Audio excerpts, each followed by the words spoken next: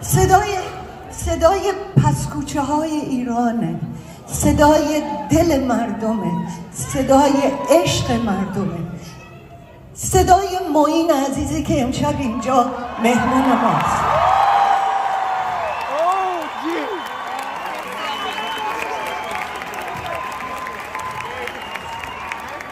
صداهای آینده موسیقی ایران هم اونجا هستن. کیه؟